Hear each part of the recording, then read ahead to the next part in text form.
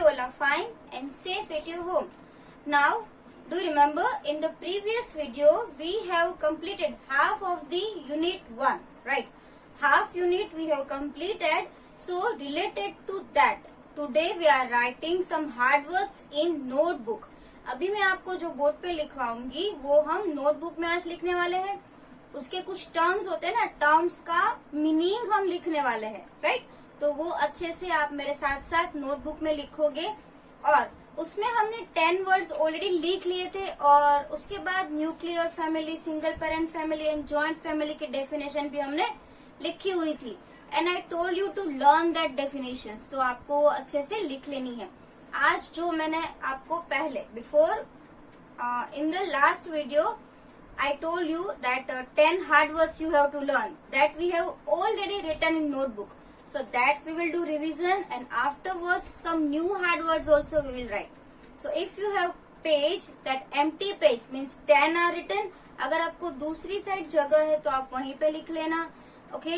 और अगर जगह नहीं है तो वो आपने लिखा है ना, वो जो मैंने आपको लिखवाया था nuclear family, single parent family, उस सब की डेफिनेशन है ना, उसके बाद आप लिख देना. अंडरस्टैंड? तो सबसे पहले हम उसका रिवीजन कर ले. देखो अभी मैं जो लिख रही हूँ ना वो आपको लिखने की जरूरत नहीं है. What was the first? GROWING, growing up, right? GROW, grow, ING, ing up, growing up. That is also written. Growing up का मतलब क्या होता है? बढ़ना, बड़े होना. Now number 2. नंबर 2 वर्ड्स कौन सा था? Members, MEMBERS, members. मेंबर्स का मतलब क्या होता है? फैमिली में जो सभ्य होते हैं ना, जो लोग होते हैं, that is called members. Number 3 ये भी आपने लिख लिया है. Number 3 VARIOUS, various means different, different, अलग अलग, वेरियस, राइट? तो उसको आप कैसे रीड करोगे? VARIOUS, VARIOUS, various. अगेन, और इसको कैसे रीड करेंगे? MEMBERS, members, MEMBERS, members. देखो आपको ना ये वर्ड्स जो है ना वो ड्रिलिंग करना है. जैसे हम क्लास में थे तो कैसे ड्रिलिंग करते थे? मेंबर्स का स्पेलिंग होता है, वेरियस का स्पेलिंग. तो स्पेलिंग को फ्री टाइम होता है या कुछ आपका वर्क खत्म हो गया है तो मैडम बोलते थे ना आपको कि ड्रिल करो, अगेन एंड अगेन स्पीकिंग. तो सब एक साथ आप लाउडली बोलते थे, कोई आगे कोई पीछे, है ना, सब ऐसा करते थे. तो यहाँ पे आपको उसी वर्ड्स को अपने आप अकेले अकेले बोलना है, क्योंकि अभी तो आप क्लास में नहीं हो. तो अपने आप एक टोन है, जैसे कि MEMBERS, मेंबर्स. फिर आप ऐसे फिंगर से काउंट करो. First time, second time, third time, fourth time, 5 times. ऐसे 5 टाइम्स आप बोलो, राइट? उसके बाद ये VARIOUS, various. Number 4, fourth one जो था वो क्या था? न्यूक्लियर. ये तो आपको सबको आता ही है. Nuclear family, right? NUCLEAR, NUCLEAR, nuclear. FAMILY, family, nuclear family. Nuclear family का मतलब भी आपको पता ही है. In this family only parents and children live together. This type of family called nuclear family. उसके बाद नंबर 5 भी था. Number 5th one was joint family.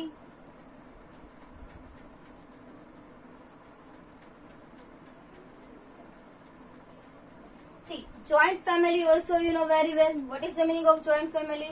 Which type of family? In this, grandparents means father, mother, grandfather, grandmother, uncle, auntie, cousins, वो सब एक साथ रहते हैं, उसको जॉइंट फैमिली कहते हैं. Now number 6, single parent family.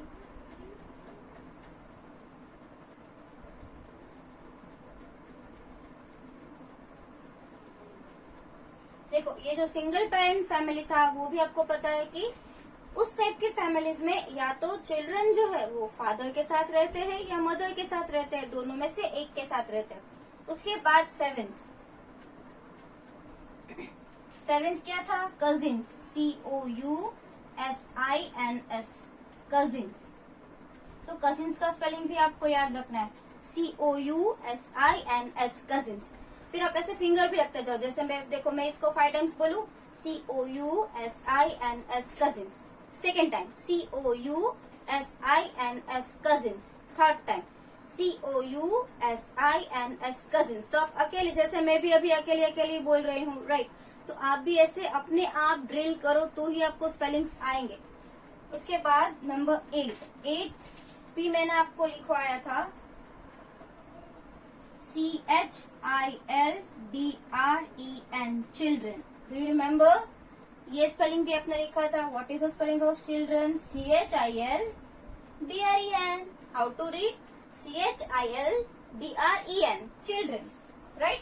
उसके बाद आपको नंबर 9, जो नंबर 9 था, उसको कैसे लिखना था? MARRIAGE, marriage. ये किसका स्पेलिंग है? Marriage, MARRIAGE, marriage. तो इसको भी आप ऐसे रीड करोगे ना, MARRIAGE, marriage. Okay, so that way you can learn. Now number 10th one जो था वो भी आप सबको याद होगा, क्योंकि that is already written in your notebook. DEATH, death, DEATH, death. See, you have to drill the spellings, right. आपको डेली ये स्पेलिंग ड्रिलिंग करना है तो ही आपको रीडिंग आएगा। अगर आप स्पेलिंग ड्रिल नहीं करोगे तो आपको उसके स्पेलिंग्स नहीं आएंगे, और स्पेलिंग्स नहीं आएंगे तो रीडिंग नहीं आएगा, और रीडिंग नहीं आएगा तो आप लिखोगे कैसे? तो अगर आप लिखोगे जो आपको आता तो है, राइट, जैसे आप बोल तो सकते हो लेकिन लिख नहीं सकते हो, तो उसका क्या मतलब है? इसीलिए आपको ये स्पेलिंग आने चाहिए। कभी कभी मैं आपको लाइव क्लासेस होगा तो डिक्टेशन करवाऊंगी कि चलो मैं बोलूंगी कजिन्स का स्पेलिंग लिखो, तो आप सबको कजिन का स्पेलिंग लिखना है, और ऑन द स्पॉट उसी टाइम पे मुझे फोटो भी क्लिक करके भेजना है। तो ऐसे मैं कभी कभी करूंगी, तो फिर आप याद रखना कि आपको उसमें 0 मार्क्स ना आ जाए, मतलब एक ही स्पेलिंग ही नहीं आया, तो ऐसा मत करना। मैं आपको डिक्टेशन की टेस्ट भी लूंगी, जो मैं बोलूंगी वो आपको लिखना है। जैसे मैं स्पेलिंग बोला ज्वाइंट फैमिली, तो आपको फटाफट से ज्वाइंट फैमिली का स्पेलिंग लिख देना है। वैसा भी हम इस बार करने वाले हैं, तो मजा भी आएगा और आपको लर्न भी करना है। नाउ 10 तक तो हमने किए थे ना, अब हम लिखेंगे 11th, राइट। कौन सा लिखेंगे? 11th, नंबर 11th जो है वो क्या है? Warm, WOMB, warm. Come on, now from this word you have to write. If you want to write with me, you can. चलो फटाफट अपनी नोटबुक ले लो, EVS की जो नोटबुक है ना वो ले लो, और फटाफट यहाँ पे लिखो WOMB, warm. तो what is the meaning of warm? मैंने आपको समझाया था when I was explaining in textbook. warm का मतलब क्या होता है? जैसे आपको पता है ना, changes in family. तो फैमिली में चेंज कैसे होता है? Due to marriage. अगर आपके कोई फैमिली मेंबर, अंकल है या आपके ब्रदर है, तो उसके मैरिज होते हैं, तो आपके घर पे भाभी या आंटी आते हैं, राइट, तो आपकी फैमिली इंक्रीज होती है। और कभी फैमिली में चेंज कब होता है? कभी कोई न्यू बेबी आता है, राइट, कोई बेबी का बोर्न होता है, जैसे आपके छोटे भाई बहन का बोर्न हो। जैसे माला, आपको याद है ना स्टोरी में माला थी, उसका छोटा भाई आया था, तो माला की फैमिली इंक्रीज हो गई थी। लेकिन आपको पता है कि जब बोर्न नहीं होता उसके पहले बेबी होता है, वो कहाँ पे रहता है? अपने मदर की टमी में रहता है। आपने देखा होगा, राइट, आपने बहुत सारे फैमिली में देखा होगा कि कभी कभी कोई न्यू बोर्न बेबी आता है, उसके पहले बेबी कहाँ होता है? अपने मदर की टमी में होता है। और जैसे हम घर में रहते हैं ना, तो बेबी इस वर्ल्ड में आने से पहले अपने मदर के टमी में रहता है, तो वहीं से सब उसको जो न्यूट्रिएंट्स है, जो ऑक्सीजन है, वो अपने मम्मा की टमी में ही मिलता है, राइट। तो उसमें टमी के अंदर बेबी जहाँ पे रहता है वहां पे बैग है ना, मैंने आपको बोला था EVS की बुक में कि टमी के अंदर स्मॉल बैग होती है, वहां पे वो बेबी रहता है, और वो स्मॉल बैग को क्या बोलेंगे? वॉर्म। आई बात समझ में? क्या बोलेंगे? Warm, WOMB, warm. What is the meaning of warm? अभी आपको समझ में आ गया। टमी के अंदर जो स्मॉल बैग होता है, जहाँ पे बेबी है वो ग्रो होता है, राइट। पहले वो छोटा होता है, फिर थोड़ा थोड़ा थोड़ा बड़ा हो जाता है, वैसे ग्रो होता है। वहां पे उसको ऑक्सीजन मिलता है, विटामिन, प्रोटीन्स, न्यूट्रिएंट्स जो ममा खाते हैं ना, वो सब बेबी को प्रोवाइड होता है, राइट। और वो कहाँ प्रोवाइड होता है? In stomach, in small bag. और वो स्मॉल बैग को क्या बोलते हैं? Warm, WOMB, warm. Now next, number 12।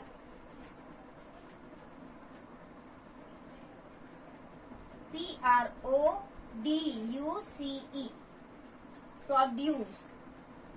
इसका मतलब तो आप सबको पता ही है। PRODUCE, come on, you have to speak with me. PRODUCE, produce means banana, right. Production आपने सुना होगा कि कोई थिंग्स का प्रोडक्शन हो रहा है, मतलब उसको वो बन रही है, right. Number 13, hatch, HATCH, hatch. इसको क्या बोलेंगे? HATCH, hatch. इसको हैटच नहीं बोलना, T इज साइलेंट। यहाँ पे T जो है ना, उसका आपको बोलना नहीं है साउंड, T इज साइलेंट। अब हैचिंग क्या होता है वो भी मैंने आपको सिखाया था, राइट। स्टोरी हम जब पढ़ रहे थे तो आपको मैंने बोला भी था कि सम एनिमल्स ले एग्स और some animals give birth to young one, right. जो कि उसमें एग्स ले होते हैं ना, जो बर्ड्स होते हैं, सम मोस्ट ऑफ बर्ड्स होते हैं, जो बर्ड्स होते हैं वो एग्स ले करते हैं, राइट। और एग्स में से बेबी होता है, राइट। एग में से बेबी बाहर निकलता है। जैसे कि आपने देखा होगा स्पैरो या कोई अलग से कोई बर्ड्स है तो उसके आपने एग्स देखे होंगे। तो एग्स का आपको पता है कि वो नेस्ट में रखते हैं एग्स, और घंटों तक उसके जो मदर होते हैं, जो बर्ड होती है, उसके पास बैठे रहते हैं। क्यों बैठे रहते हैं? क्योंकि वो एग है वो गर्म रखे, वार्म रखे, राइट। उसी को हैचिंग बोलते हैं। जहां तक उसका टाइम पीरियड होता है वहां तक उसके मम्मा है ना, उसको जो एग्स है उसको हैच करते हैं, उसको वार्म रखते हैं, उसको प्रोटेक्ट करते हैं। उसके बाद कुछ टाइम के बाद वो अंडा है वो ब्रेक होके, एग है वो ब्रेक होके उसमें से छोटे छोटे बेबीज निकलते हैं। जो आपने देखे होंगे, वो मोस्ट ऑफ के घर में आप नेस्ट भी होगा, राइट। नेस्ट आपने रखा होगा, या आपने आपके आंगन में या गार्डन में आपने देखा होगा कि कोई बर्ड्स ने नेस्ट बनाया है, और आपने उस स्मॉल स्मॉल बर्ड्स को भी देखा होगा, बेबी बर्ड्स को देखा होगा। और मम्मा, उसकी जो मदर होती है, वो भी उसको अपनी बीक से फीडिंग करती है। आपने देखा होगा कि वो बाहर जाके अपने माउथ में उसके लिए कुछ खाना लाती है, और बेबी क्या करते हैं, अपनी छोटी सी बीक होती है ना, वो उसको ऊपर करके वो अपनी बीक से वो बेबी के बीक में वो खाना डालती है, राइट। आपने देखा होगा, बहुत ही अच्छा होता है, देखने में मजा आता है आपको। तो हैचिंग करने का क्या मतलब है? उसकी मम्मा जो है वो एग को, एग में से जब तक वो बर्ड ना बन जाए, जब तक वो बेबी ना आ जाए, तब तक वो उसको वार्म रखती है, दूसरों से बचाती है। वार्म रखना, right, that is called hatching. Now number 14, mammal, MAMMALS, mammals. Which spelling is this? MAMMALS. Now, what is the meaning of mammals? अब mammals किसको बोला जाता है? कि जो young ones को birth देते हैं उसको mammals बोलते हैं। और the animals those have 4 limbs. जो एनिमल्स होते हैं ना जिसको 4 limbs हो, 4 limbs means legs, राइट। उस टाइप के एनिमल्स को ना मैमल्स बोलते हैं। और उसका एक ये भी टाइप है कि मैमल्स जो है वो एग्स ले नहीं करते, मैमल्स के एग्स नहीं होते हैं, they give birth to young one. जैसे ह्यूमन बीइंग है तो ह्यूमन बीइंग्स का बेबी बोर्न होता है, उसके एग्स नहीं होते। फिर एलिफेंट के एग्स आपने कभी देखे हैं? नो। एलिफेंट का भी बेबी होता है, राइट, उसके एग्स नहीं होते हैं। डॉग के नहीं होते हैं, कैट के नहीं होते। जैसे कि मैं अभी जो भी एनिमल्स के नाम बोल रही हूँ, cow, elephant, dog, cat, right. तो ये सब जो है वो एग्स नहीं देते हैं, उसके बेबी के बर्थ होते हैं, राइट। तो वो सब मैमल्स में आते हैं। और उसके आप देख रहे हो 4 लिम्स भी है, उसके 4 लेग्स है। तो उस टाइप के एनिमल्स को मैमल्स बोलते हैं। क्या बोलते हैं? मैमल्स। क्लियर हुआ? मैमल्स का यही मतलब है कि those animals give birth to young one. Mammals give birth to young one. Young means छोटे बेबी, यंग वंस मीन्स छोटे बेबी, राइट। एग्स नहीं होता है, एग्स नहीं देते हैं। Again I repeat, mammals give birth to young one, और जो एनिमल्स बर्थ देते हैं यंग वंस को, उसी को मैमल बोलते हैं, राइट। ऐसे भी आप सोच सकते हो कि अच्छा कैट है तो कैट का एग्स तो देखा ही नहीं है, कैट्स का तो एग होता ही नहीं है, तो कैट इज मैमल। फिर आप सोचोगे काऊ, तो काऊ का भी ऐसा ही होता है, काऊ का कभी आपने एग देखा है नहीं, तो काऊ इज मैमल। तो इस तरीके से आप सोचो, या ऐसे सोचो, मैमल है वो एग्स नहीं ले करते, give birth to young one, और उल्टा कि जो यंग वंस को बर्थ देते हैं उसको मैमल बोलते हैं। आई बात समझ में? Now number 15,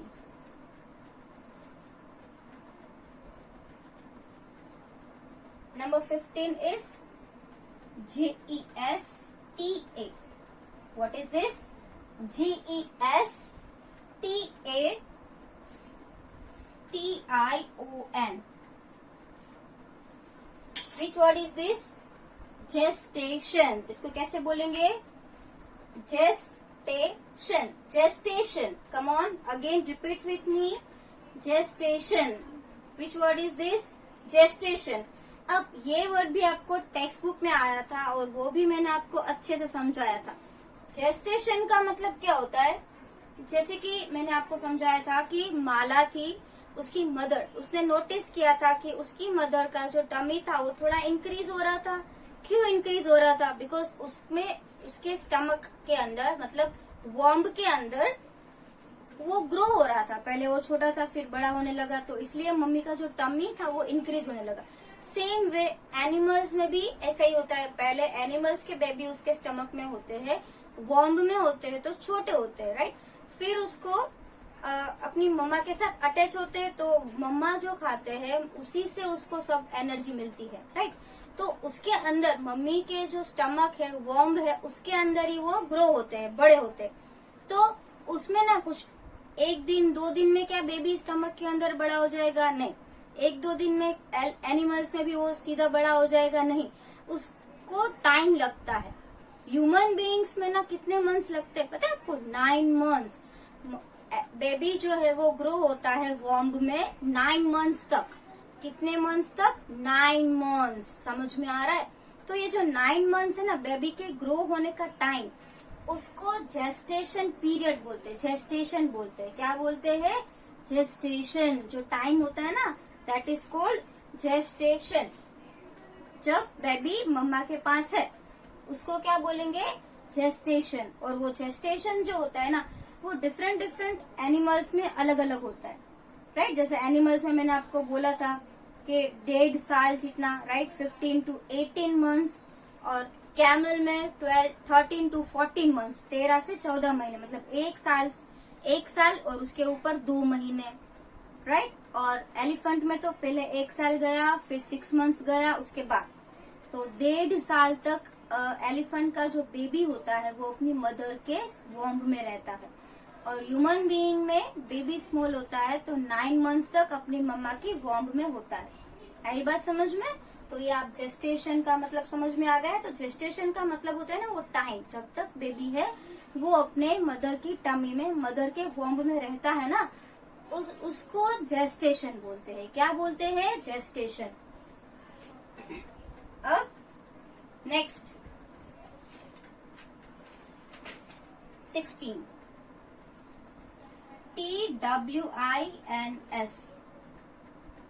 TWINS, twins. अरे ये तो आप सबने सुना ही होगा, ट्विंस, राइट। किसी किसी के क्लास में भी होंगे ट्विंस, जैसे हमारे क्लास में 4th स्टैंडर्ड में भी है ना, सिया और श्रुति, राइट। सिया श्रुति आप दोनों ट्विंस हो, मतलब हिंदी में अगर बोले तो जुड़वा, राइट। ऐसा क्यों? ट्विंस क्यों बोलते हैं? बिकॉज वो जो बेबीज होते हैं ना, वो सेम टाइम उसका बर्थ हुआ है, राइट। सेम टाइम पे जो बेबीज का बर्थ होता है उसको क्या बोलेंगे? ट्विंस। वो एक ही दिन में। आई बात समझ में? आप आपकी मदर को पूछना, आपको पता ही होगा कि आप दोनों का बर्थ डेट सेम है। तो ऐसा क्यों है? बिकॉज ट्विंस है, राइट। एट अ टाइम कोई मदर है वो एक बेबी बोर्न नहीं होता है, 2 बेबी बोर्न होते हैं एक साथ, राइट। उसको क्या बोलेंगे? ट्विंस बोलेंगे। जनरली हम ऐसा सोचते हैं, जनरली ऐसा ही होता है ना कि मम्मा होती है वो एक बेबी बोर्न होता है एक टाइम पे, लेकिन कभी कभी ऐसा भी होता है कि 2 बेबीज आ गए, राइट, तो उसको ट्विंस बोलते हैं। क्या बोलते हैं? ट्विंस बोलते हैं। और ट्विंस कभी कभी आपने देखे हैं कि सेम होते हैं, वो उसका फेस भी हमको ऐसा लगता है कि ये तो ये है, जैसे सिया श्रुति है वही दोनों सेम है, पता ही नहीं चलता कौन सिया है कौन श्रुति है। और कपड़े भी सेम पहन के आते हैं, उसका बैग्स शूज सब सेम होता है, तो पता ही नहीं चलता कौन सिया है कौन श्रुति है ना। तो उस टाइप के जो ट्विंस होते हैं ना, जो सेम टू सेम दिखे, आईज नोज फेस सब सेम हो, उस टाइप के ट्विंस को क्या बोलते हैं पता है? Identical twins. क्या बोलते हैं? Identical twins. ऐसा नहीं है सब सेम नहीं होते हैं, कभी कभी अलग भी होते हैं, दोनों ट्विंस है लेकिन अलग अलग होते हैं, उसका फेस अलग अलग होता है। जैसे आपने देखा होगा कि आपके क्लास में 2 भाई थे, जय जीत, आपको याद होगा, जो न्यू है उसको याद नहीं है, जो जय और जीत दोनों भाई थे, क्या वो सेम लग रहे थे? नहीं, उस दोनों का फेस अलग अलग था, तो उसको आइडेंटिकल ट्विंस नहीं बोलेंगे। लेकिन जो सिया श्रुति है उसको हम क्या बोलेंगे? Identical twins. समझ में आया? तो ये आया ट्विंस, TWINS ट्विंस। नाउ 17,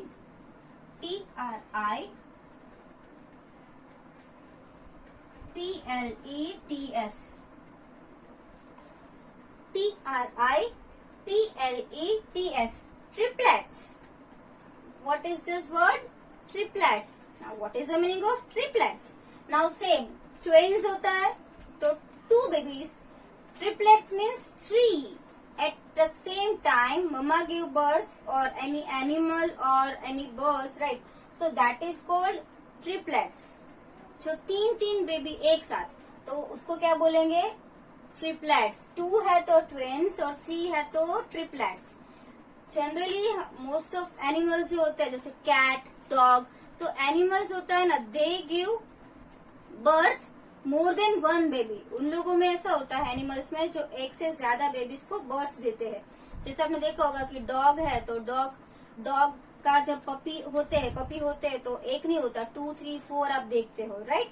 अब छोटे हो तो देखने जाते होगे छोटे छोटे पपीज को, तो आपको पता होगा कि जो डॉग है उसके पास बहुत सारे 4-5 पपीज है, तो वो सब है। तो अगर 3 है तो ट्रिपलेट्स, 2 है तो ट्विंस। तो आई बात समझ में आपको? ट्विंस और ट्रिपलेट्स का मतलब आपको समझ में आ गया। उसके बाद next one 18, that is ADOPTION,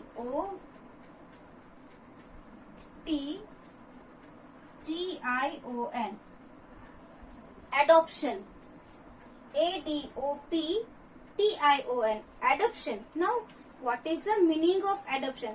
देखो adoption का जो मीनिंग है ना वो थोड़ा सीरियस है, आप उसको अच्छे से समझना।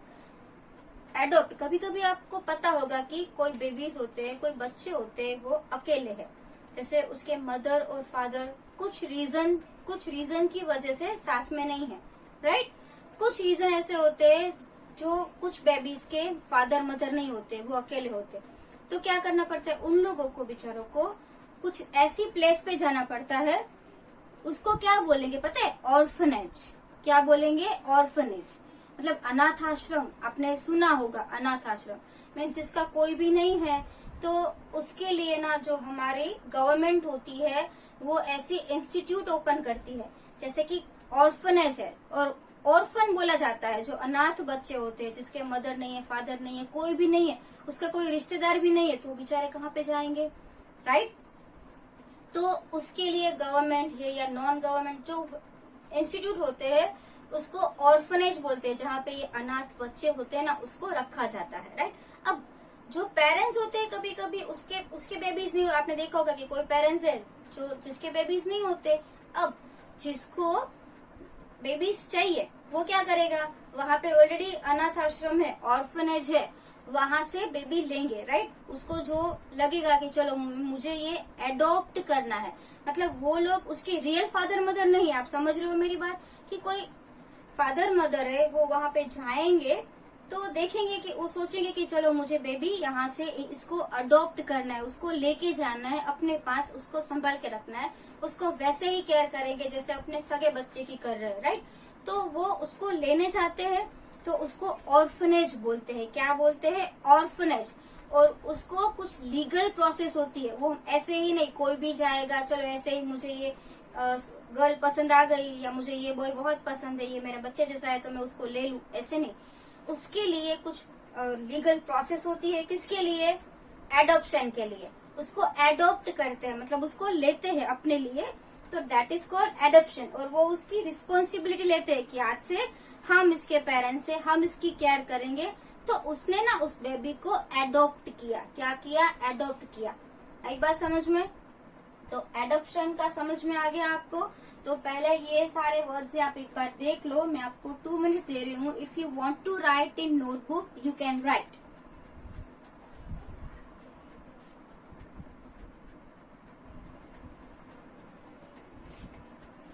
And number 19 is FOSTER, foster, CARE, care. Foster care. See what is the meaning of foster care? पहले तो आप ये स्पेलिंग देखो, FOSTER, foster, CARE, care, foster care। अब इसका मतलब समझो। जैसे एडॉप्टेशन होता है, जैसे मैंने आपको बोला था, एडॉप्टेशन में क्या होता है कि जो भी चिल्ड्रन है उसके मदर फादर नहीं है या कोई रीजन से उसके साथ में नहीं रहते हैं, तो उन लोगों को कोई ऑर्फनेज में डाला जाता है, अनाथ आश्रम में डालते हैं। फिर वहां से अगर कोई दूसरा कपल है, जैसे कि फादर मदर है, उसको बेबी चाहिए उसके लिए, तो वो वहां से एडॉप्ट करते हैं। तो उसमें लीगल प्रोसेस होती है, राइट।